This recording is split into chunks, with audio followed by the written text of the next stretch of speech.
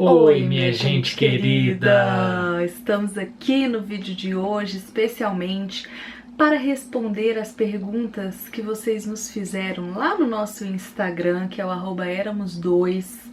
A gente sempre fala por aqui, né? Se você não nos segue lá no canal ou no Instagram, nos siga, porque aí vocês podem participar de vídeos como este.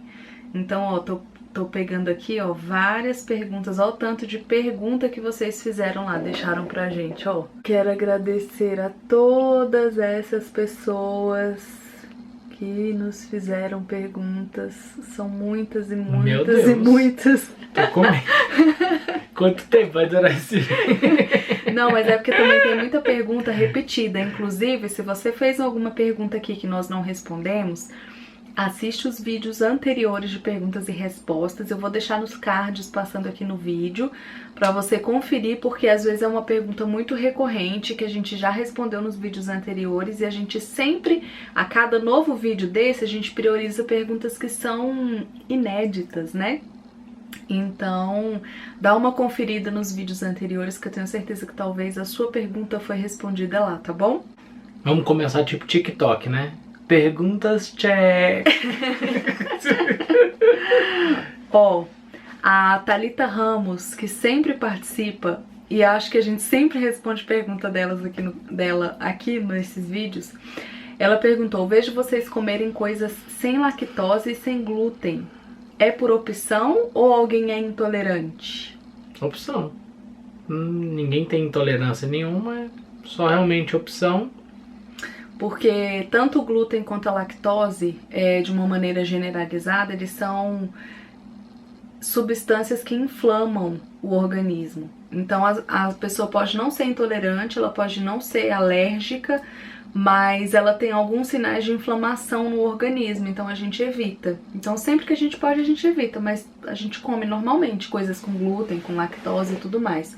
Mas sempre que a gente pode, a gente evita por conta de inflamação mesmo no organismo. É isso, se a gente estiver em algum lugar, como a Rose falou, a gente evita, mas se não tiver como evitar, a gente come normalmente também. Não, sem neuras. Sem neura. Arielle Araújo 20 perguntou assim: não só ela, mas outras pessoas também perguntaram assim: cadê os pais de vocês? Vocês nunca falam sobre eles. Várias pessoas já nos perguntaram sobre isso. Em outros vídeos de perguntas e respostas eu já respondi também, mas eu vou responder novamente. Tanto os meus pais quanto os pais do Rafael, eles são divorciados. Os meus pais se divorciaram quando... Eu vou falar o meu, o Rafael falou dele. Os meus pais se divorciaram quando eu tinha 1 ano de idade. E aí quem cuidou de mim e dos meus irmãos, eu tenho 2 irmãos, foi a minha mãe. O meu pai sempre foi muito ausente, até porque ele era alcoólatra, ele tem toda uma história, assim, um testemunho. Talvez eu possa até fazer um vídeo específico sobre isso, acho que vai ser legal. Mas eu nunca tive muito contato com o meu pai. Ele sempre ligava, às vezes a gente ia pra casa da minha avó paterna, a gente encontrava com ele e tudo mais, mas eu nunca fui assim de... nem eu nem meus irmãos, a gente não cresceu com uma figura paterna. Então é por isso eu não falo do meu pai, porque eu não tenho histórias com meu pai, eu não tenho vivência com meu pai.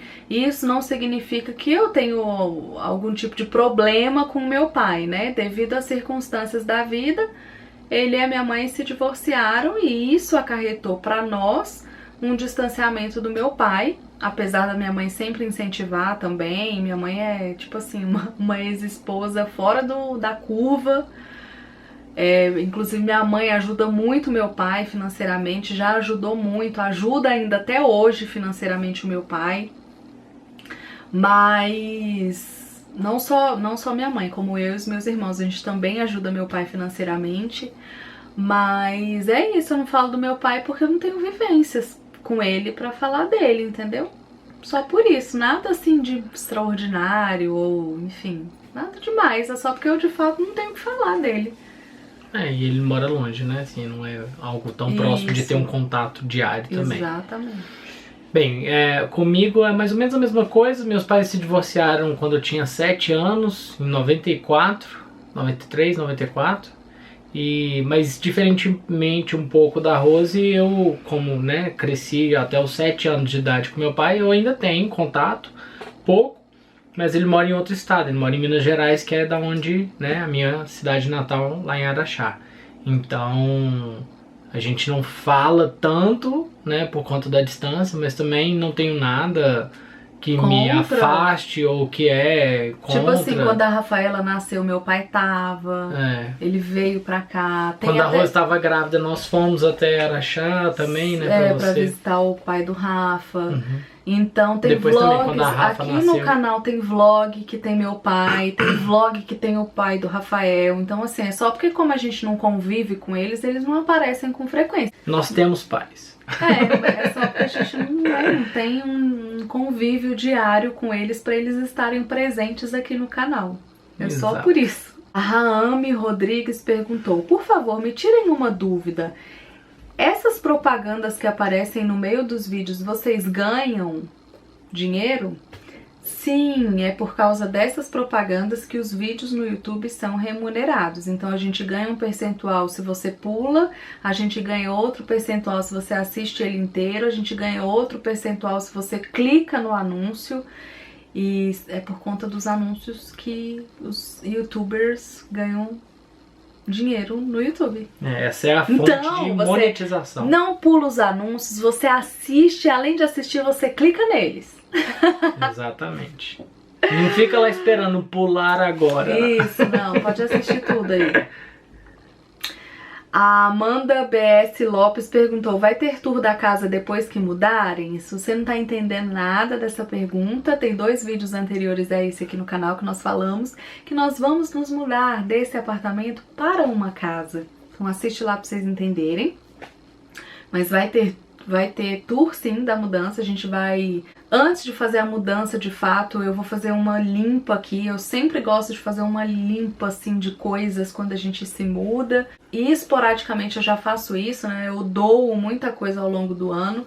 Mas eu vou fazer esse vídeo fazendo essa faxina, separando as coisas que a gente vai doar.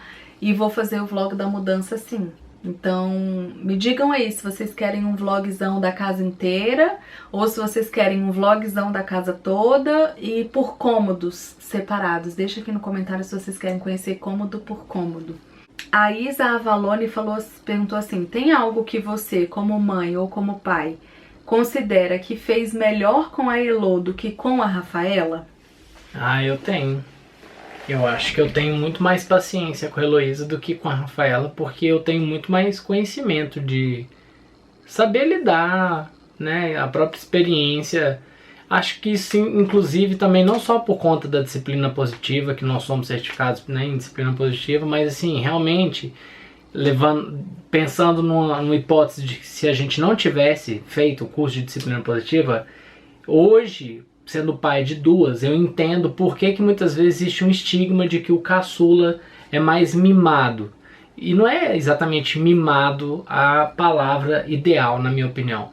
É mais porque, de fato, a pessoa, o pai, ele vai tendo mais experiência e ele vai entendendo o cérebro da criança. Ele vai compreendendo a necessidade de se regular mais, de ter mais paciência. Mas você não acha que você tem hoje esse entendimento porque você estudou para ser pai? Sim, hoje muito mais. Porque quando a gente estuda para ser pai, a gente entende ferramentas que nos fazem dominar e conectar de uma forma mais rápida ainda do que deixar de forma natural a vida nos conduzir. É exatamente isso que eu estou dizendo, assim, porque ao longo dos anos as pessoas, né, vão ficando mais velhas, elas vão adquirindo com muita dificuldade, com muito sofrimento, essa maturidade cerebral. Mas se você estuda, você antecipa isso, sem ter que passar por esse embate, sem você ter que esperar anos para você compreender. Você, de fato, antecipa. O conhecimento, ele te antecipa essa proximidade e essa conexão através de ferramentas que a gente só conhece realmente através de estudo. Isso é fato, porque são estudos científicos, onde a gente vê que são coisas práticas e que, de fato, trazem resultados reais. É porque eu, particularmente, acho que eu seria a mesma mãe para a Heloísa que eu fui da Rafaela se eu não fosse educadora parental. Eu acho que eu não teria mudado a minha maternidade por intuição que eu tinha com a Rafaela com a Heloísa. Eu acho que eu não teria mudado. Eu acho que os mesmos erros que eu tive com a Rafaela eu faria com a Heloísa. Eu não. E eu não faço porque eu tenho estudo hoje, porque eu estudei. E eu tenho uma compreensão melhor. É assim, é tudo um achismo, né? Porque, de fato, como a gente começou falando, é óbvio que a gente trata a Heloísa de maneira diferente. Não diferente, mas a Heloísa, ela pegou a parte boa. Porque ela pegou pais que são estudados para serem pais. A Rafaela não, a Rafaela ainda pegou a gente, embora por pouco tempo, né? Porque a gente se tornou educador parental. A Rafaela tinha 3 anos, né? 3 anos, quase 4 anos. Então, mas enfim, tá aí duas percepções, né? E é interessante porque essa pergunta me faz refletir também de que, além da importância da gente estudar, a posição do filho interfere diretamente na maturidade do próprio cérebro, né, dos pais. Então, assim... A ordem de nascimento, né? A ordem de nascimento, exatamente, a ordem de nascimento. A disciplina positiva, inclusive, fala muito sobre isso, sobre a ordem de nascimento. Como a ordem de nascimento, dentro da dinâmica familiar, altera o comportamento de cada indivíduo pertencente àquela família. Muito. Isso é extremamente real.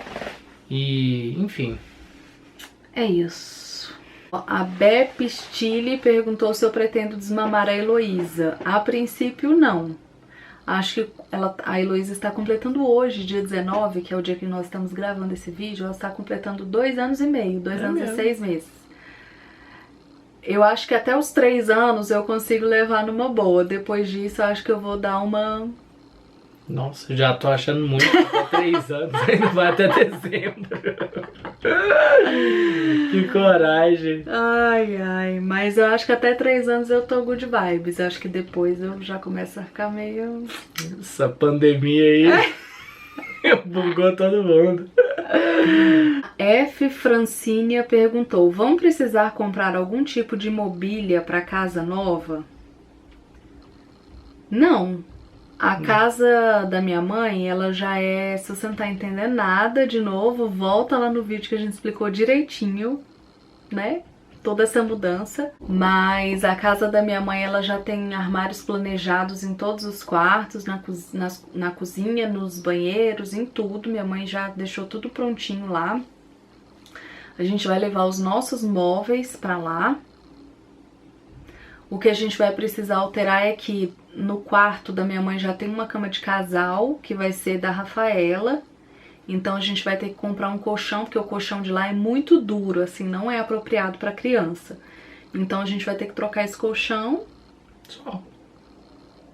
De mobília. E só, aí o colchão que é da cama casinha, né, que é da Rafaela, vai pra Lulô, porque quando a gente fizer essa mudança, a gente vai também transicionar a Heloísa do berço pra cama, então ela vai pra lá na cama dela. Na cama. E é só, a gente não vai precisar fazer nada. Comprar nada, nada. Tá tudo redondinho. Minha mãe, inclusive, tem tipo forno, micro-ondas, essas coisas todas ela já tem lá. Até buffet ela tem lá na sala, planejado. Então, a gente não vai precisar de nada não. E muita gente pergunta também, que a gente não falou nos outros vídeos, mas a casa fica em um condomínio fechado. Ela tem... Muita gente perguntou sobre segurança, né? Então ela fica num condomínio fechado, ela tem cerca elétrica, ela tem circuito de câmeras e ela tem alarme na casa que quando a gente aciona, se a pessoa abre a janela, qualquer janela da casa ou qualquer porta da casa, o alarme dispara. Então, além de tudo, ela tem Deus nos guardando, né? A palavra de Deus diz que se Deus não vigiar, em vão vigia a sentinela. Então, em vão a gente tem qualquer tipo de artifício de segurança humana, né, tecnológica, enfim, se Deus não estiver lá guardando e segurando, né? Então, nós temos o Senhor dos Senhores. Exatamente. O que é o mais importante. A Tiara Carla perguntou: Rose, mudaria algo no seu corpo ou faria alguma cirurgia plástica? Confesso que agora, né, 2 anos e meio aí amamentando, dá uma coisinha assim quando a gente olha no espelho. Então, assim, colocar silicone foi uma coisa que eu nunca cogitei na minha vida, mas assim, agora não tá muito mais assim, fora de cogitação botar um silicone nessas tetinhas aqui não. Mas uma coisa que eu sempre quis fazer foi cirurgia no nariz, rinoplastia. Mas aí tá me faltando um pouquinho de tempo, não é mesmo? Tô sem tempo, entendeu? Quarentena, pandemia. Esse momento não é adequado. Mas eu gostaria, e você? Sério que eu não tenho... Nunca... Não, eu tinha antes de... Não sei se considera a cirurgia dos olhos. A miopia. Não é cirurgia plástica. Não é plástica. É cirurgia corretiva mesmo. Assim, corretiva é porque acaba sendo... né? Não é tanto, né? Porque é uma cirurgia eletiva, né? É, também. Então, assim, não é necessário. É qualidade de vida. É. Igual a do nariz, né? Septo, que você fez. Não, mas ali foi necessário, né? Foi? Foi. Foi pra mim, né? Que ele parou de roncar. A Rose tem os desejos de fazer cirurgia, mas eu que já passei por... Já fui pra mesa... Já operei os olhos. Já tirei pedra dos rins. Já tirei o... Como é o nome? Aquele trem que dá uma outra crise também de uma dor aí terrível. Apendicite. Já tirei o apêndice. Já fui muitas vezes já pra mesa de cirurgia. Delicado, não é mesmo? Ó, 2 pessoas perguntaram aqui. A Lima Priscila e a Geice Monteiro. Uma pertinho da outra. Qual método contraceptivo vocês usam? Teria coragem de fazer laqueadura? E a outra, você está usando algum contraceptivo? Pensa em colocar DIU? Eu não tomo anticoncepcional, nosso método de prevenção é camisinha e fora sempre do período fértil, que eu controlo.